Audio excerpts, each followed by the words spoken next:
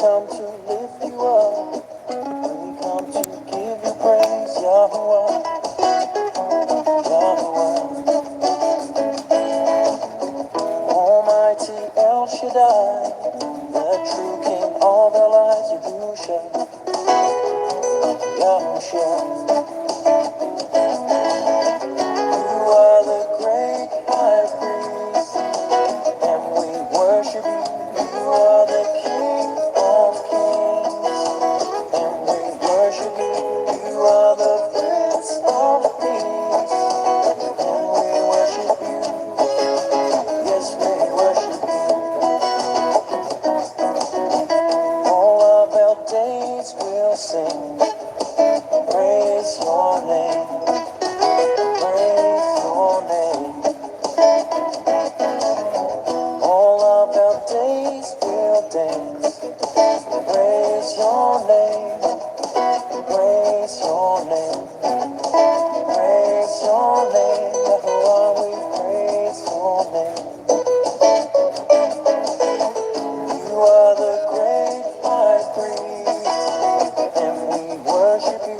You are the King of kings, and we worship you. You are the Prince of Peace, and we worship you. Yes, we worship you.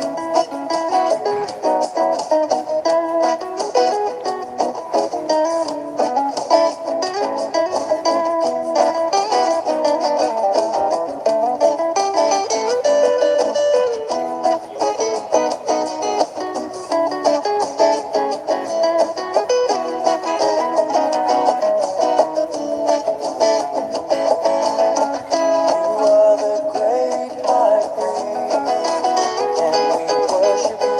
You are the King of kings, and we worship you. You are the Prince of Peace, and we worship you. Yes, we worship you. All of our days will dance, praise your name, praise your name. All of our days will sing, praise your name, Yahuwah, we praise your name, praise your name, Yahuwah, we praise your name, praise your name, Yahuwah, we praise your name, praise your name, Yahuwah, we praise your name, praise your name, praise your name, Yahuwah, we praise your name, praise your name, praise your name. Hi everybody, my name is Jason, I'm Caden. I'm Jaden. I'm Eli. and we are the Yahoo and the Torah channel, and it is a Shabbat. We thank you guys very, very much. Our little family here, we love you guys very, very much. It is a blessed reunion. It is a great day. It is a Shabbat. It is a day of rest, and thank you guys very, very much for joining us.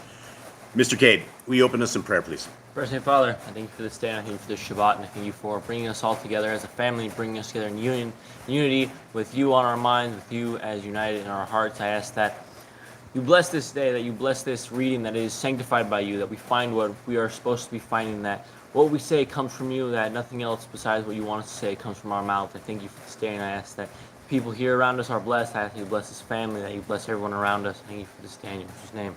Amen. Amen. All right. Yeah, so before we get too far into this, let's talk a little bit as a family. Let's talk a little bit about, well, first of all, we have to apologize because we have 10 alligators with fur that are commonly called pit bulls, and they are somewhat distractive, and they are somewhat destructive as well. But they always make noise, and so when you guys hear the barks and us like having to like beat the dogs, trying to keep them quiet, please, we apologize now for that as well. And one thing I wanted to talk a little bit about, and we were discussing this in our little family on Telegram this morning, is the differences between what we are and what we choose to follow versus things like Judaism versus the world has a strange concept, right? And if you are in Christianity, you believe that there are the Jews, and you say they're God's chosen people, and the Christians have a completely different set of doctrine. And if you are in what you call Judaism, that is another man-made religion. Judaism is not a religion of our Creator. It is add-ons to it.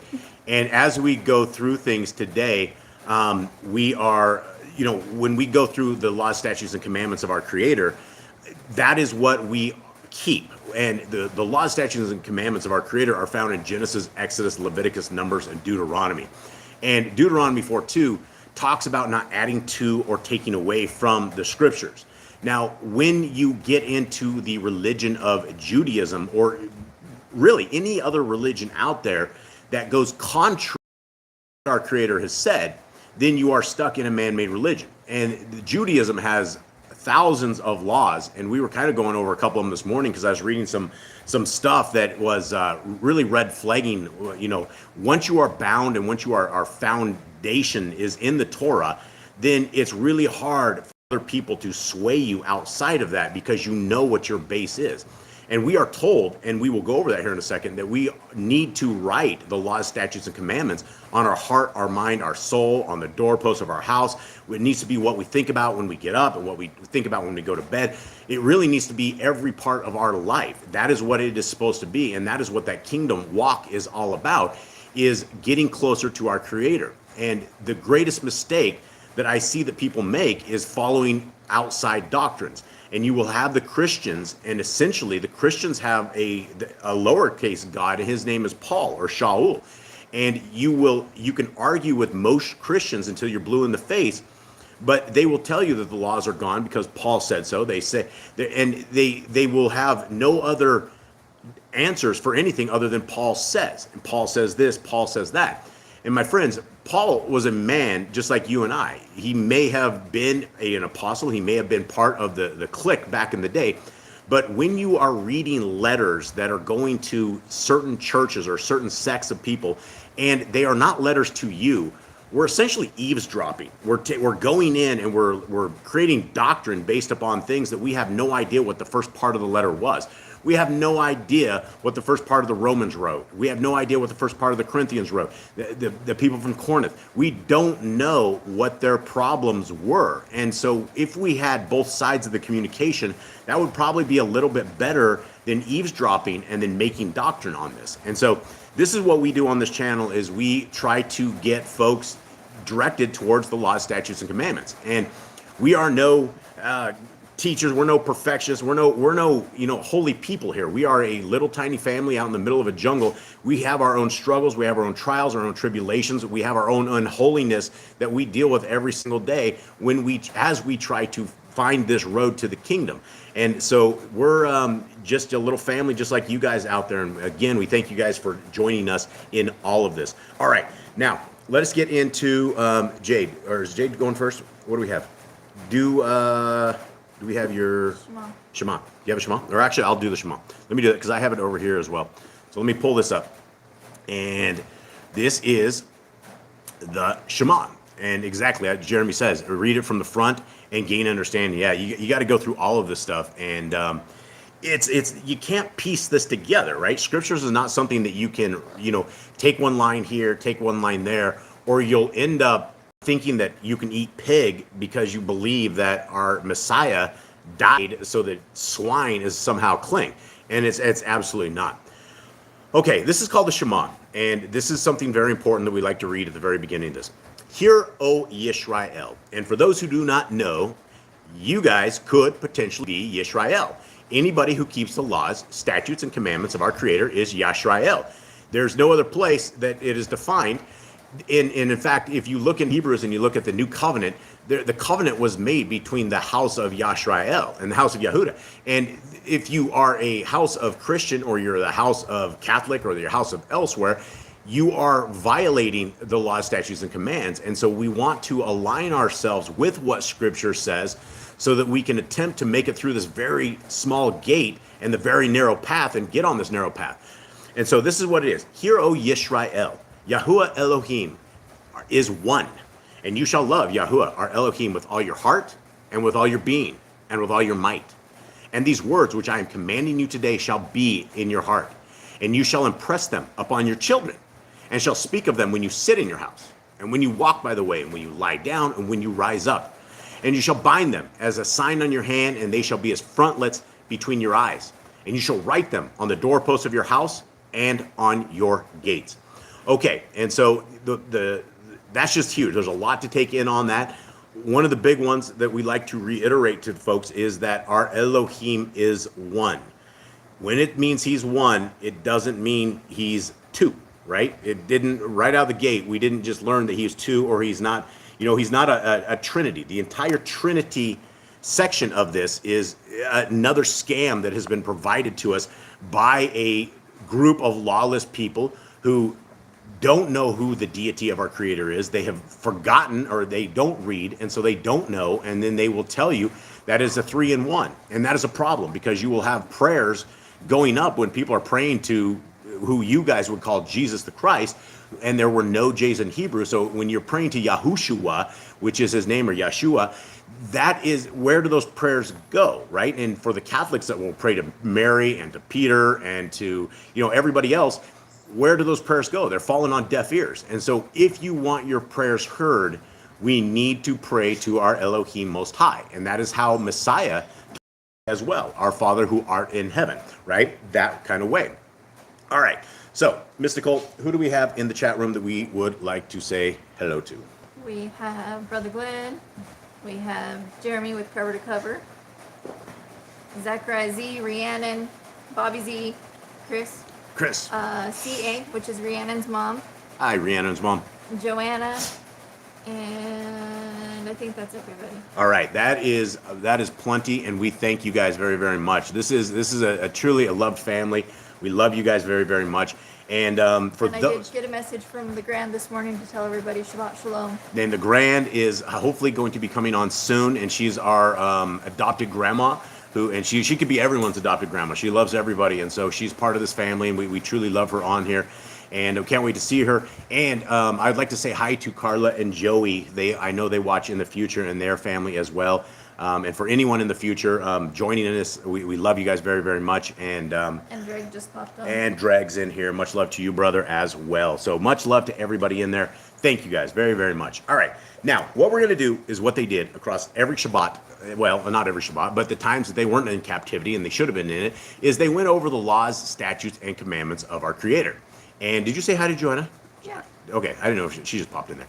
And when we are going over the laws, statutes, and commandments of our Creator, as they did back in the days, this is how we can write them up on our heart, mind, and soul.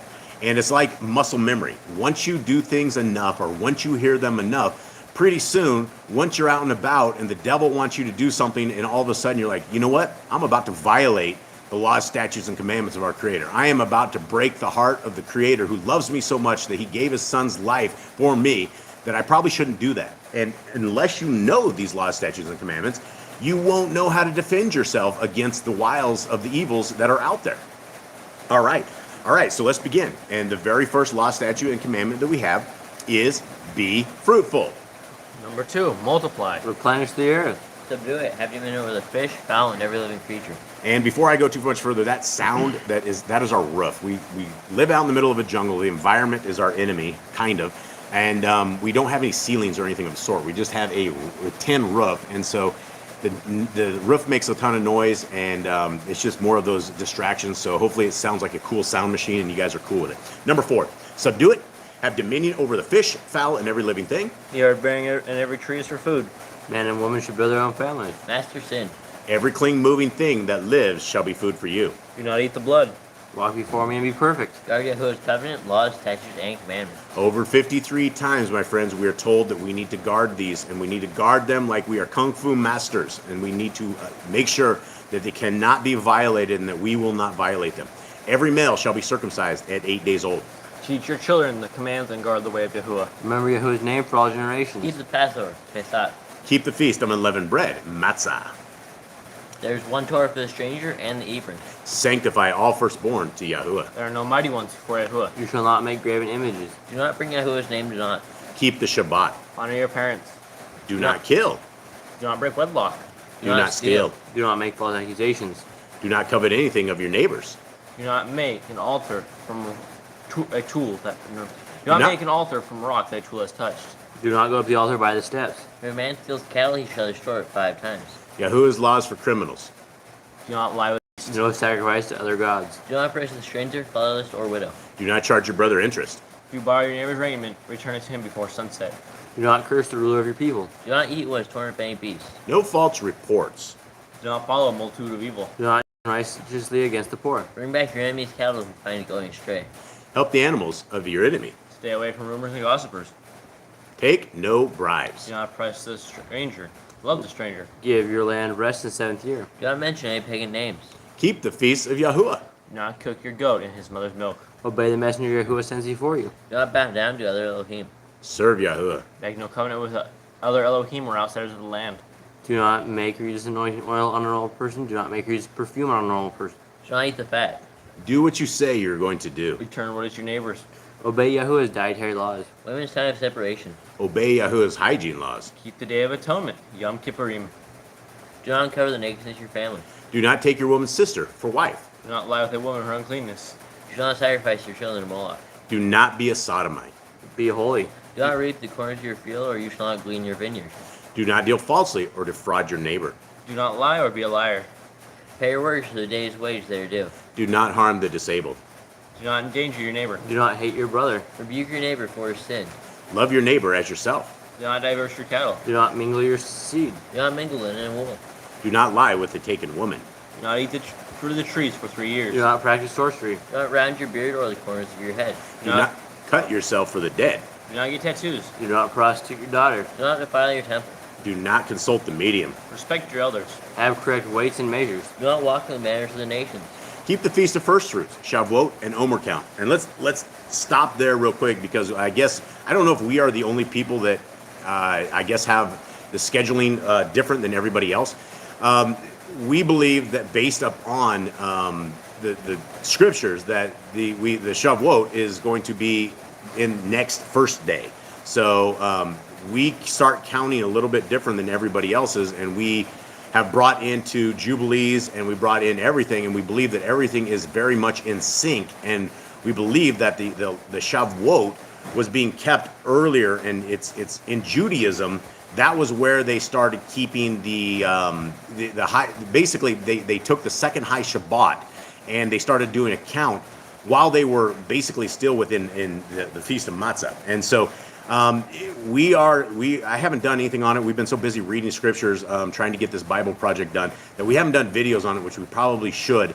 But as far as Shavuot, we are keeping it next to first day, which we believe it is. But again, we're not going to argue with everybody because it seems as everybody has different calendars, and I don't know so much as if those who are attempting to keep the calendars are going to be, passed on kind of judgment. The fact that we are trying to be obedient to our Creator in what we believe is the correct way to do it is what I believe the obedience is going to be counted for us as is. Okay. And it should be around the middle of the 3rd month is what we've read. Yeah, and if you can't hear that, Mystical's real quiet over there, but it should be in the middle of the 3rd month. Okay, so the next one, keep the Feast of Trumpets, Yom Teruah. Keep the feast of Kot, Shemini Atzeret. If you blaspheme the name of Yahuwah, you shall be put to death. If you kill your neighbor's animal, you must give him another. Repay injury for injury. Honor the Jubilee year. Confess your sins to Yahuwah and repay who you have trespassed against. The Torah of being a Nazir. Wears easy on the 4 corners of your garments. The law of whoever touches a corpse. Follow Yahuwah's law of inheritance. Torah of keeping your oath to Yahuwah. Do not add or take away from the word. Guard your soul. Learn to fear Yahuwah. Let's go back real quick to guard your soul. That is a commandment in of itself, and that's what I tell people. The only thing that we're going to be able to take out of this life is our soul. We will become a pile of dust. We will get worm eaten. We will have nothing left, right? There's nothing that we can take with us. We can't take money. We can't take pleasure. We can't take our houses or cars or anything of the sort. There's nothing we can take, but we must protect our soul at all costs. And if we are living contrary to Genesis, Exodus, Leviticus, Numbers, and Deuteronomy, that is the opposite of protecting our soul. And so protecting our soul means that we start caring about what our Creator cares about, because He's the one who gave us our soul. He's the one that looked at us prior to us ever being born. He developed us. He made us. He made us in a beautiful fashion. He knows all the numbers of hairs in your head. He is the greatest creator and the greatest designer ever. And it is by His awesomeness that we are living today. It is by His awesomeness that we have breath. It is by His awesomeness that you and I and all of us are sitting here together, that we're discussing this and talking about how awesome our Creator is. And so when we want to guard our soul, that means we have to get in covenant with Him. And the only way there is covenant is by keeping His commandments. And what you're reading right now is the commandments, right? This is what we're supposed to be doing, and this is how we guard our soul. All right.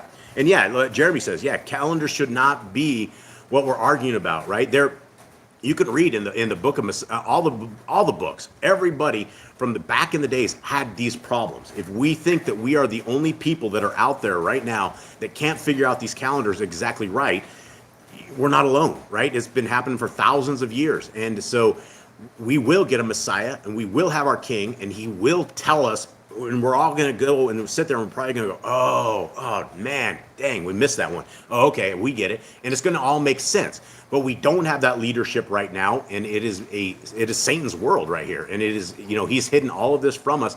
And the fact that we are attempting to keep His festivals, keep His feasts, that is what obedience is. And if we are judged for that, which I do not believe we will be, then it will be what it is. But at least we are giving it the old college run, and that is what this is all about.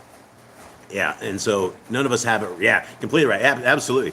Yeah, and I don't think any of us have it all right. There's a lot of feasts. There's a lot of festivals there, and there's particulars within these things that a lot of us don't have any idea. We weren't part of the Levites. We didn't have priests. We don't know exactly what a day of theirs consisted of, and so we only have what we are able to read, what we're able to discern, and what the Ruach HaKodesh is able to deliver to us. All right, learn to fear Yahuwah. You shall love Yahuwah with all your heart. Bind the laws upon your hand and the frontlets between your eyes. Write the laws on your doorposts. Do not tempt Yahuwah.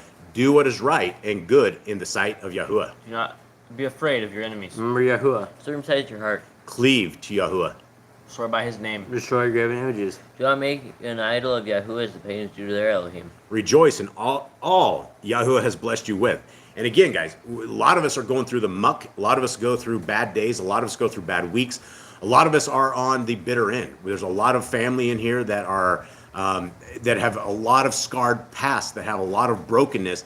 And we are here today. And even though we have all basically been owned on our growing up and had struggles and all sorts of scar tissue, we are here right now and we're still breathing. We're able to breathe. Are we all in a perfect condition? Are we all able to say we don't have any injuries or ailments, or we're not on death's door?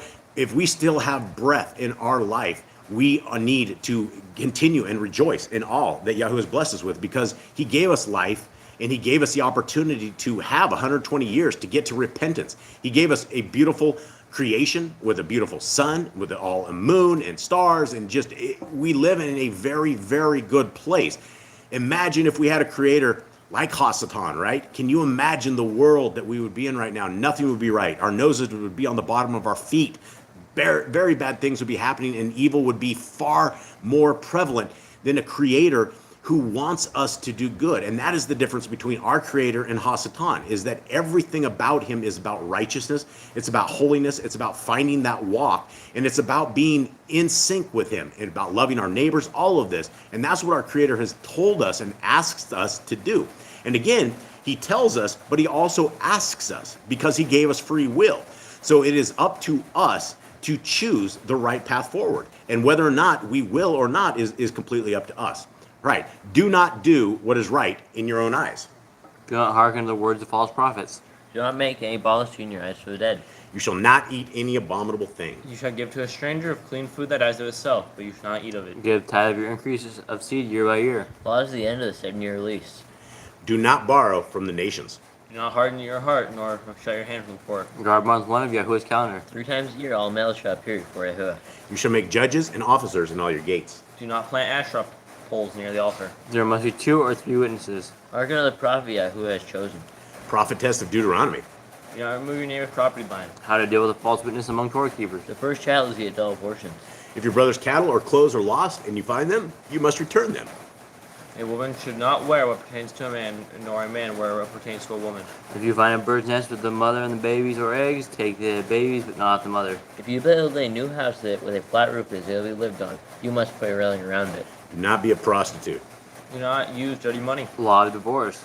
Do not take a person's millstone for a pledge.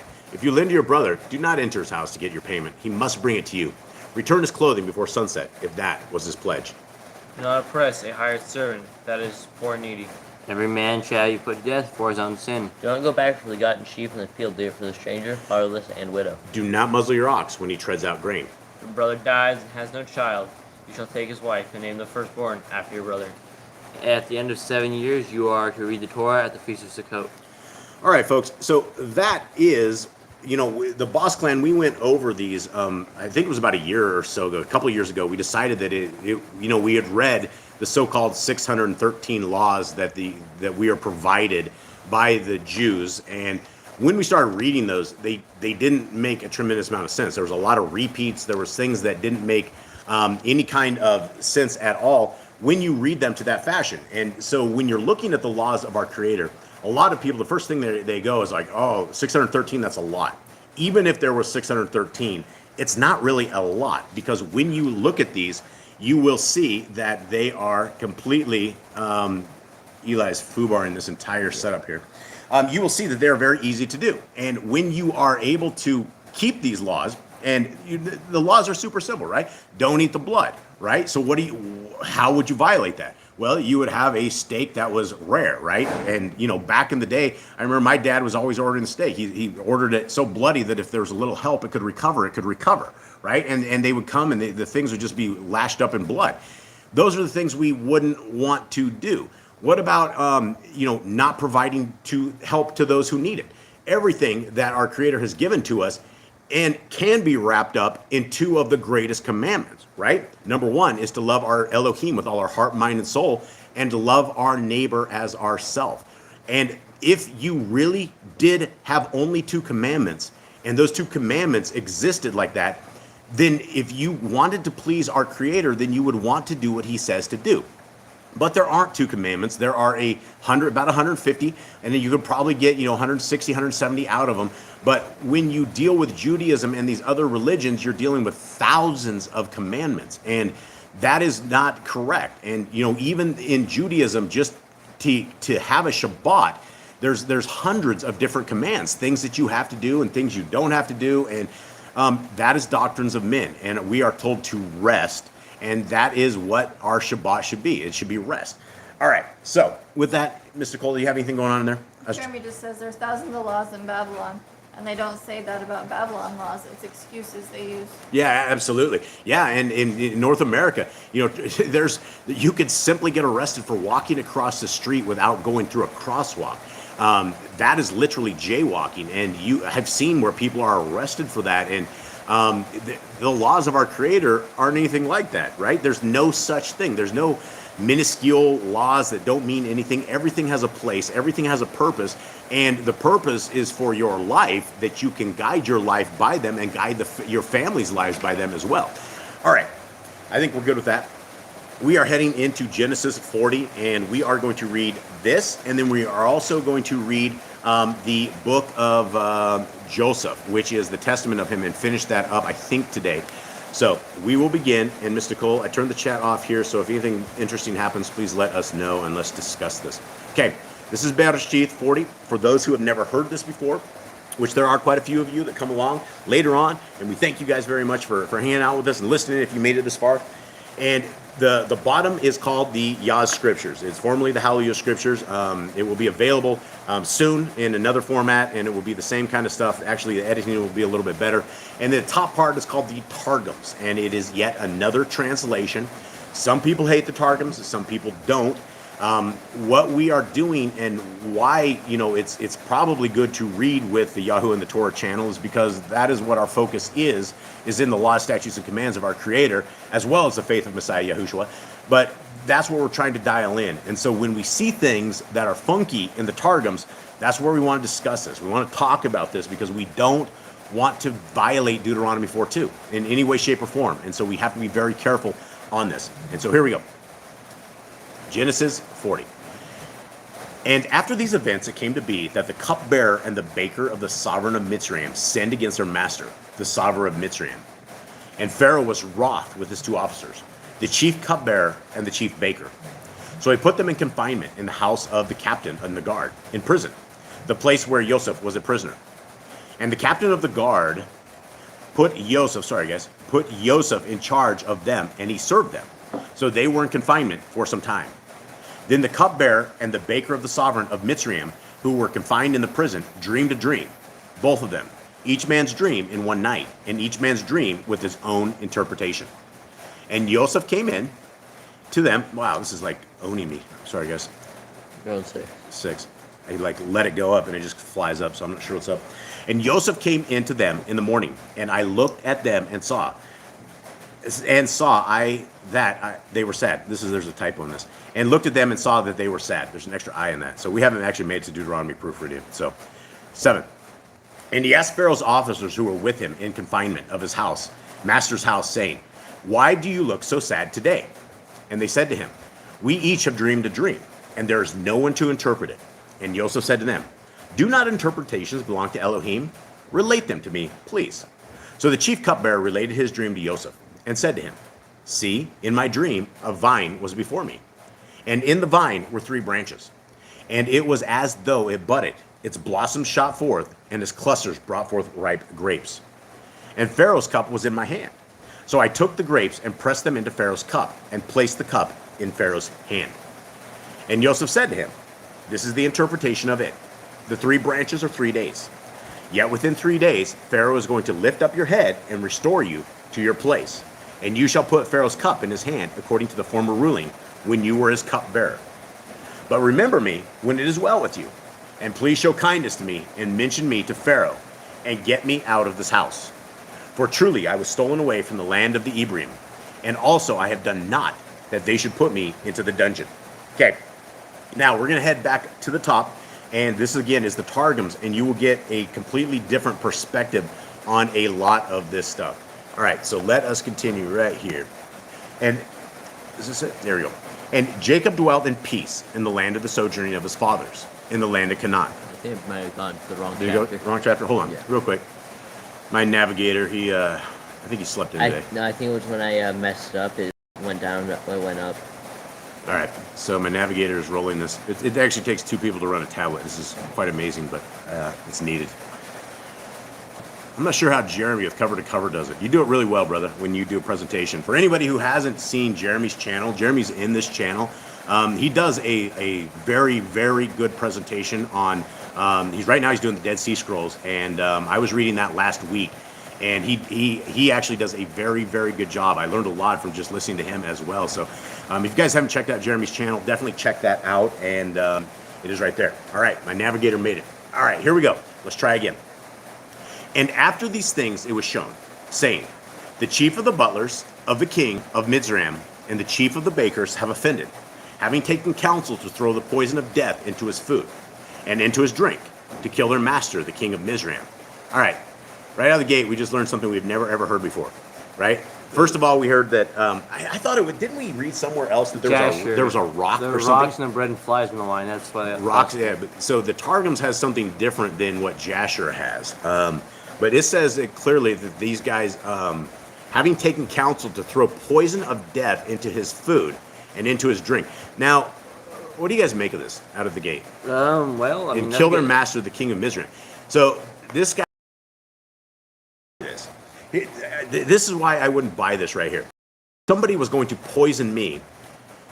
They would never have another chance at this, right? I'm not going to let this dude. If some guy was just about to poison me and I caught on to this before he got me, I can ever restore this dude to my thing, because what happens if this guy like tries to succeed later, right? So I don't know. This is where this Targums, there's some funny stuff in this, and so keep the meat, spit the bones, and let's move on. Okay.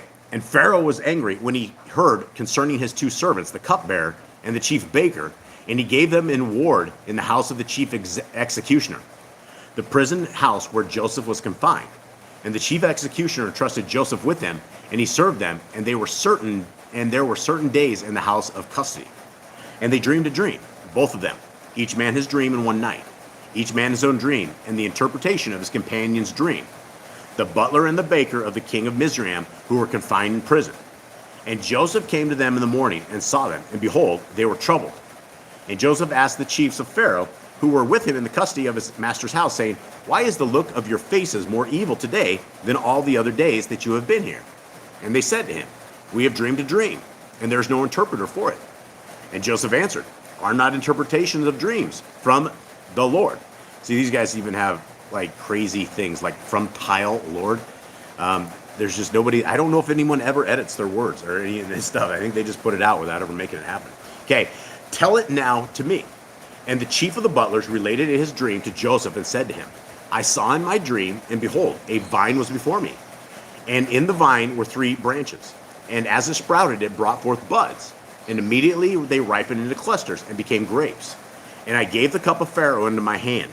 And I took the grapes and expressed them into Pharaoh's cup, and he gave the cup into Pharaoh's hand. And Joseph said to him, This is the end of the interpretation of the dream. The 3 branches are the 3 fathers of the world, Abraham, Isaac, and Jacob, the children of whose sons are to be enslaved in Mizraim in clay and brick work, and in all labor of the face of the field. But afterwards shall be delivered by the hand of 3 shepherds, as thou hast said. I took the grapes and expressed them into Pharaoh's cup, and gave the cup into Pharaoh's hand. He didn't give it into Pharaoh's band, I'm sure of this, but he did put it into Pharaoh's hand, which again, I have no idea how these guys produce this stuff and it comes out like this. It is the vial of wrath which Pharaoh himself is to drink at the last. But thou, the chief butler, shalt receive a good reward concerning the good dream which thou hast dreamed. And the interpretation of it to thyself is this: the 3 branches are 3 days until thy liberation. At the end of 3 days the memory of thee will come before Pharaoh, and he will lift up thy head with honor, and restore thee to thy service, and thou wilt give the cup of Pharaoh into his hand, according to thy former custom in pouring out for him. And again, I'm gonna have to say that if some dude had poisoned, I don't think there's a man alive who's gonna restore the guy that poisoned him. You know, once they do something of that nature, they can't be trusted. Flies seemed like poison in the eyes of Pharaoh. Yeah, and flies or something. Maybe he didn't know. But yeah, wasn't Jasher, or the book of Jasher, that talks about the, is it Jasher? Yeah. Yeah, and it does talk about that. I remember that too as well. And it seemed like, yeah, okay, so you have a fly in there, you got a rock in the bread and a fly in the wine. Okay, you might get some prison time for it, but you try to kill Pharaoh. I don't know. Okay, Jerusalem says this. And Joseph said, This is the interpretations of the dream. The 3 branches are the 3 fathers of the world, Abraham, Isaac, and Jacob, the children of whose sons will be enslaved in the land of Mizraim, and will be delivered by the band of 3 faithful pastors. Okay, I don't know where pastors come in at that, but here we go. A band of faithful pastors. A band of faithful pastors. That's literally what it says. By the band of 3 faithful pastors. Okay, hopefully our scriptures don't come out like this. This would be saddened. Okay, who may be likened to the clusters. And whereas thou hast said, I took the grapes and expressed them into the cup of Pharaoh, and gave the cup into Pharaoh's hand. It is a cup of retribution which Pharaoh is to drink at the last. As to thyself, the chief of the butlers, thou wilt not lose thy reward, for this dream which thou hast dreamed is good. Nevertheless, the interpretation of the dream, as relating to himself, Joseph had not told him. But afterward he explained it, when it pleased him. And Joseph said to him, The 3 branches are 3 days. Okay, continue on. Joseph, leaving his higher trust and retaining confidence in a man, said to the chief butler, But be thou mindful of me, when it shall be well with thee, and act kindly by me, and remember me before Pharaoh, and obtain my deliverance from this prison house. Now, we know that this was one of the reasons that he ended up staying there longer, right? Mm-hmm. Because he did not have faith in Elohim. And although he did have massive faith in Elohim, when you're stuck in prison and when you have an opportunity to attempt to try to get out, this is human. This is what humans do, right? You're like, hey, don't forget me, right? And there's no fault. I don't think there's any fault as humans, because I think every single one of us in this same predicament would take that opportunity. If this guy's restored, he has the ear of Pharaoh. Hey, don't forget me, buddy. But yeah, so anyway. Okay, so here we go. For I was verily carried away dishonestly from the land of the Hivarite, and here also I have done nothing evil. that they should put me in prison. There. Okay, now we're heading back to the bottom part. You're on 60. And 16. And the chief baker saw, this is at the bottom, guys, the Yah Scriptures. And the chief baker saw that the interpretation was good. And he said to Joseph, I also was in my dream, and I saw 3 white baskets were on my head. And in the uppermost basket, all kinds of baked goods for Pharaoh. And the birds ate them out of the basket on my head. And Joseph answered and said, this is the interpretation of it. The 3 baskets are 3 days. Yet within 3 days, Pharaoh is going to lift off your head from you and hang you on a tree. And the birds shall eat your flesh from you. And on the 3rd day, Pharaoh's birthday, it came to be that he made a feast for all his servants. And he lifted up the head of the chief cupbearer and of the chief baker among his servants. And he restored the chief cupbearer to his post of cupbearer again, and he placed the cup in Pharaoh's hand. But he hanged the chief baker, as Joseph had interpreted to him, and the chief cupbearer did not remember Joseph, but forgot him.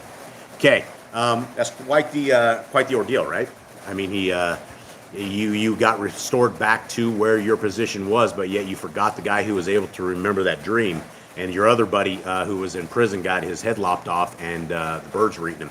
All right, now we're heading back up to the Targums, and we'll see what this goes on says.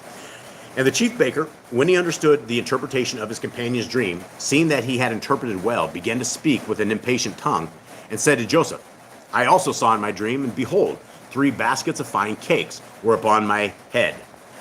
And behold, 3 baskets of hot loaves were upon my. It's supposed to be head, guys, but it says bead twice, so I just will read it as it should be. Loaves were upon my head. And in the upper basket of all delicious meat for Pharaoh made by the confectioner, and the birds ate the basket upon my head. Joseph answered and said, this is its interpretation. The 3 baskets are the 3 enslavements with which the house of Israel are to be enslaved. But thou, the chief of the bakers, wilt receive an evil award by the dream which thou hast dreamed. And Joseph explained it as it was proper in his eyes, and said to him, this is its interpretation to thyself. Skits are 3 days until thy death. And at the end of 3 days, Pharaoh with the sword will take away thy head from thy body, and will hang thee upon a gibbet, and the birds will cut any flesh from thee. Okay, sounds like a bad deal. I don't know what a gibbet is. Anyone in the chat room? If you guys know what a gibbet is, let me know. I'm curious. Okay, and the Jerusalem Post says this. And he said to him, the 3 baskets are the 3 heavy enslavements, which are to happen to the house of Israel in the land of Mizraim, in clay and in bricks and in all work on the face of the field. It will be that Pharaoh kin of Mizraim will decree evil decrees against Israel and throw their children into the river. Nevertheless, Pharaoh will perish, and his host be destroyed. But the sons of Israel will go forth, redeemed with uncovered head, and thou, the chief of the bakers, will receive punishment. For this dream which thou hast dreamed is evil. But the interpretation of the dream Joseph did not at once make known to him, but afterwards Joseph expounded on it, when it pleased him. And Joseph said to him, this is the interpretation of the dream. The 3 baskets are 3 days.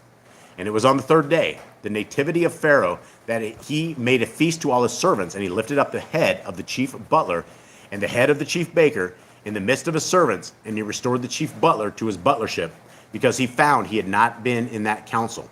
And he gave the cup into Pharaoh's hand, but the chief baker he hanged, because he had not taken counsel to kill him, even as Joseph had expounded to them.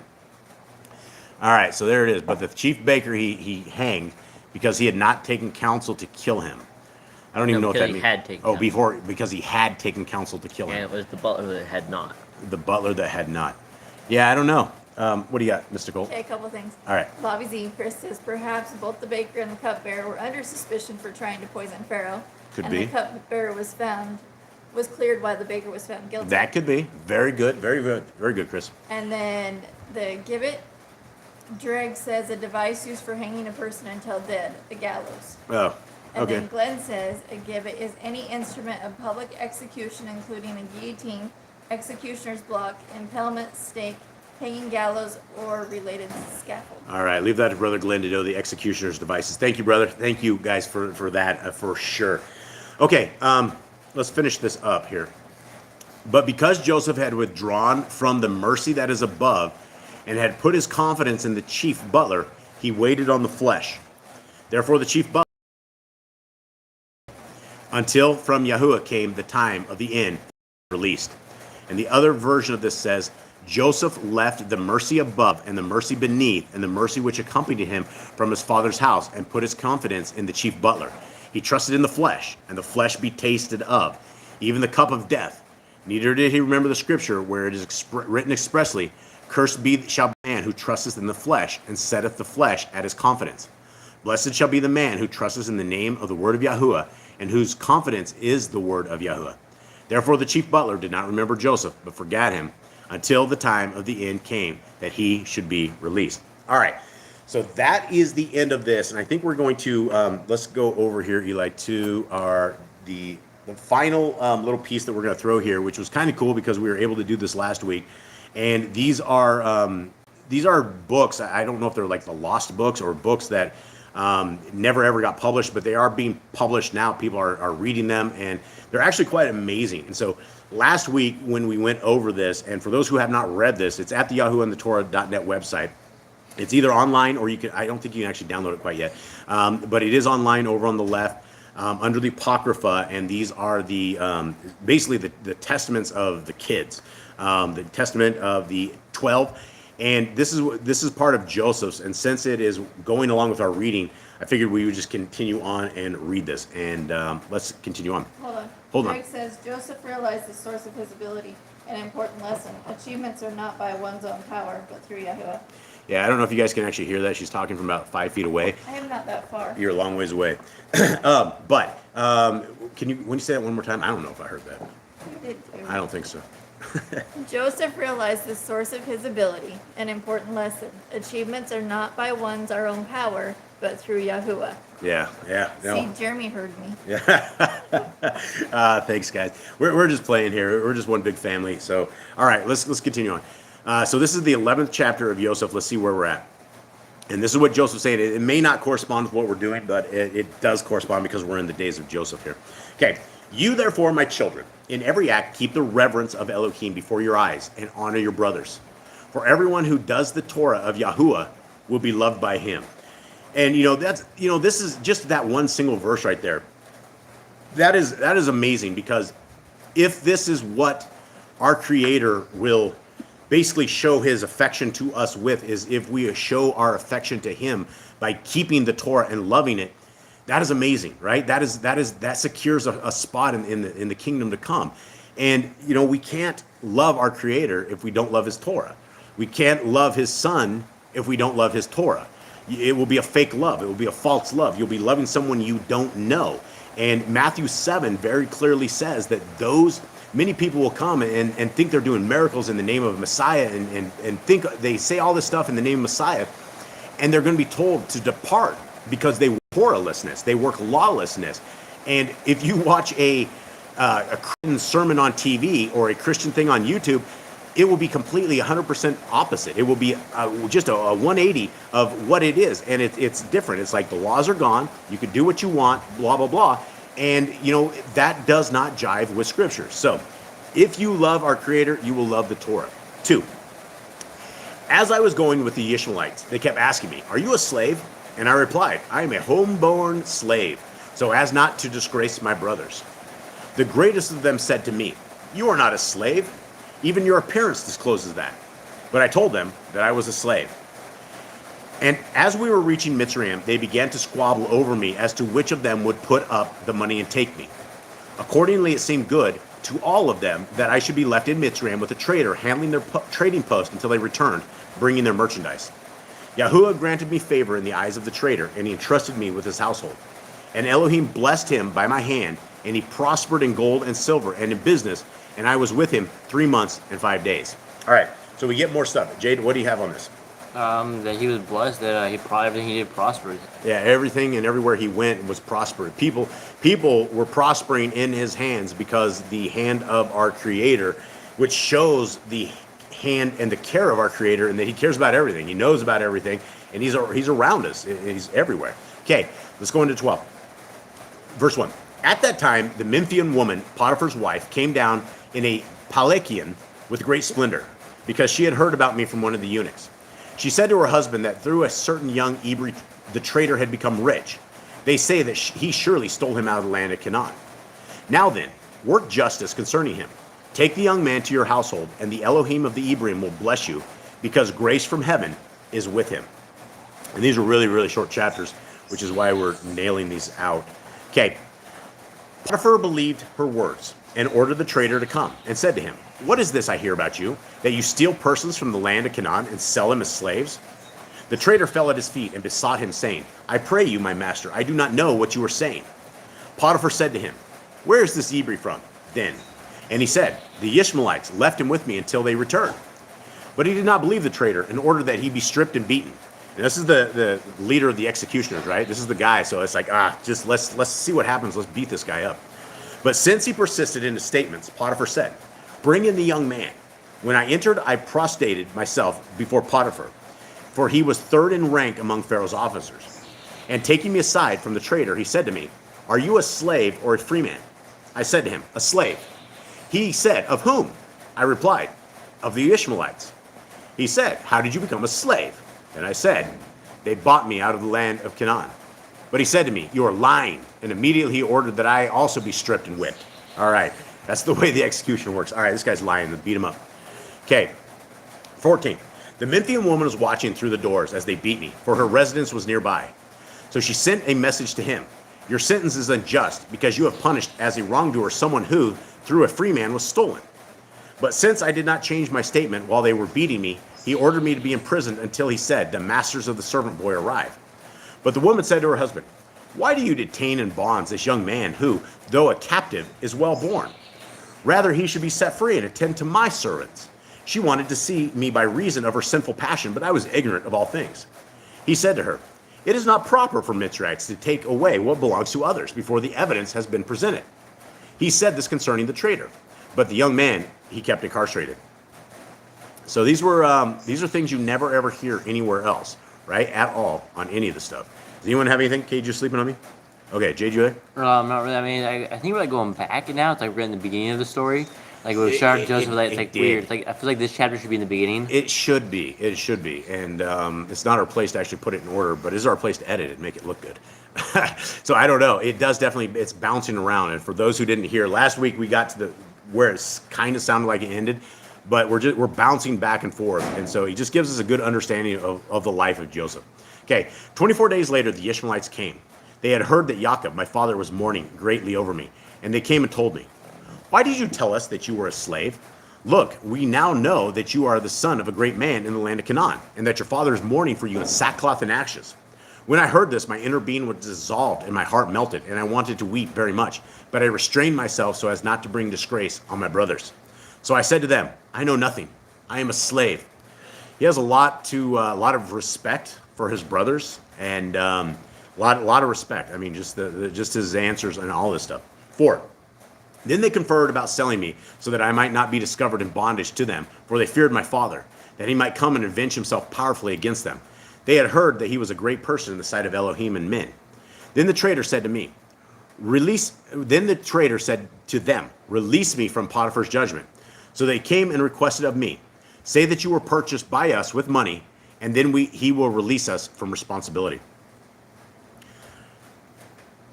Next, the Memphian woman said to her husband, "Buy the young man, for I hear it said that they are selling him." Immediately she sent a eunuch to the Ishmaelites, requesting them to sell me. But the eunuch was not willing to buy me and came away after testing them out. He told his mistress that they were asking a great deal of money for the boy. She sent the eunuch back again and told him, "Even if they are asking 2 minas, offer it. Do not be sparing of the gold. Just buy the boy and bring him to me."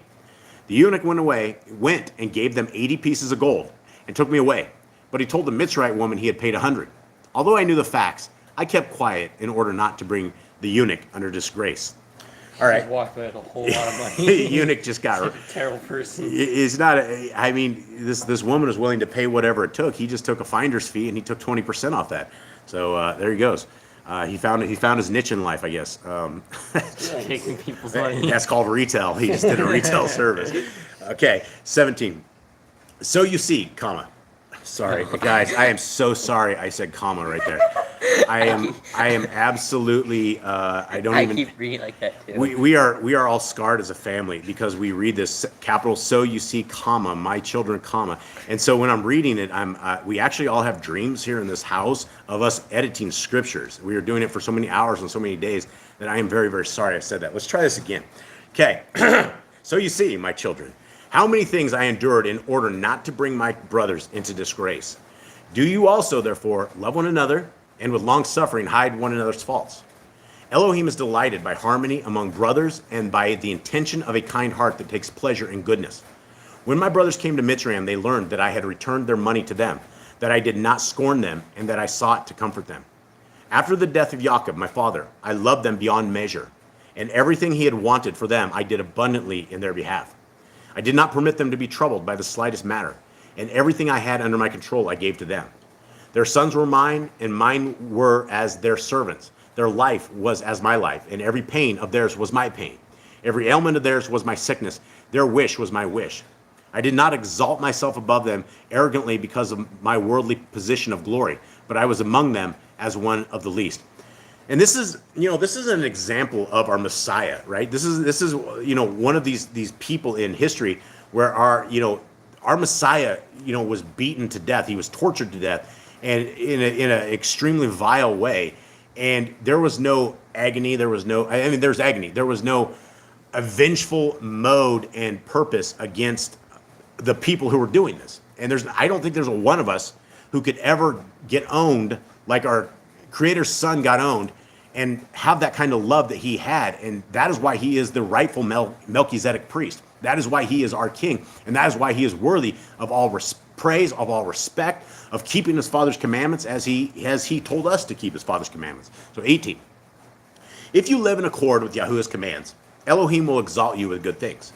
And if anyone wishes to do you harm, you should pray for him, along with doing good, and you will be rescued by Yahuwah from every evil. Indeed, you can see that on account of my humility and patient endurance, I took to myself a wife, the stepdaughter of the priest of Heliopolis. 100 talents of gold were given to me along with her, and Yahuwah caused them to be my servants. So that sounds like 100 talents of gold sounds like a lot of money. And so how many was it 100 talents that they for him? 30 pieces of silver for Messiah. But how much did Joseph? 100 pieces of gold. Was it 100 pieces or was it 100 talents? 100 pieces. 100 pieces. I think that would probably be the talents as well. So I guess that was a lot of money that crazy woman paid for Joseph, like way more. And that's why the eunuch decided he was going to rip her off for 20. Let's see. Was that in 3? Did I get this, guys? Yeah. All right, so I'm a 4. You're important. Okay. And he gave me mature beauty, more than those of mature beauty in Israel. He preserved me until old age with strength and beauty. In every way, I was like Jacob. All right, and I think there's only 20 some. There's only 20, so we're almost done with this, guys. 20, 21. Okay, listen, my children, concerning the dream that I saw. 12 stags were grazing at a certain place. 9 were scattered over the whole earth, and likewise also the 3. And as I looked, the 3 stags became 3 lambs.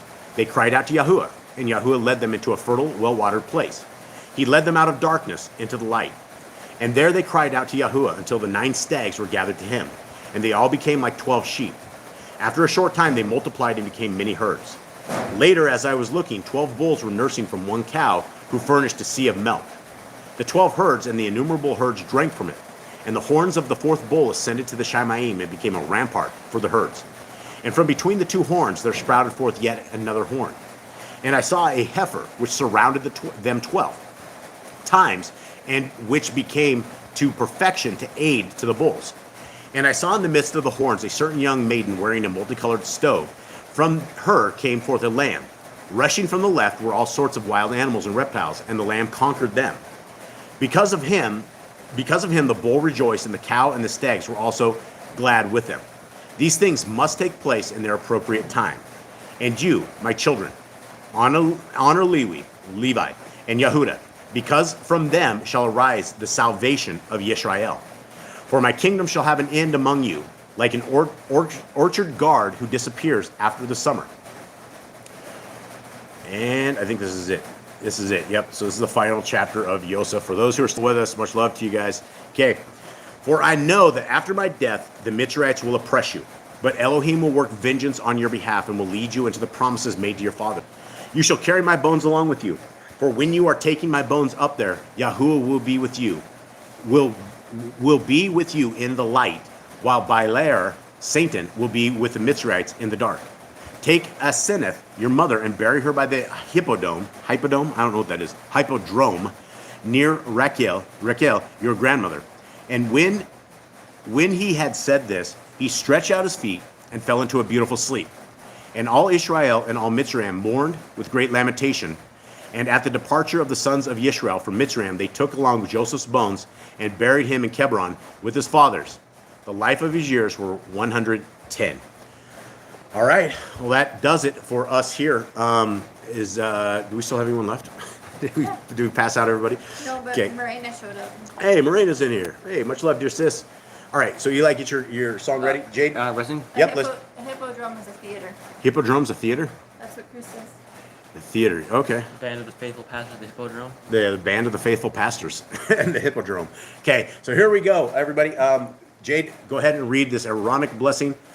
And Yahuwah spoke unto Moshe, saying, Speak unto Aaron and unto his sons, saying, On this wise you shall bless the children of Israel, saying unto them, Yahuwah bless you and guard you. Yahuwah make his face shine upon you and be gracious unto you.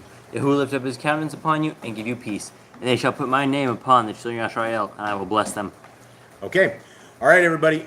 We love you guys very, very much. We thank you guys very, very much for being part of this family, for being lovers of Yah, right? This is what we are. We are all lovers of Yah, lovers of Yahushua. And, one day I hope to high five all of you guys in the kingdom to come. All right, Eli, nail it out of here. Let's go with this one. All right. Much love, everyone.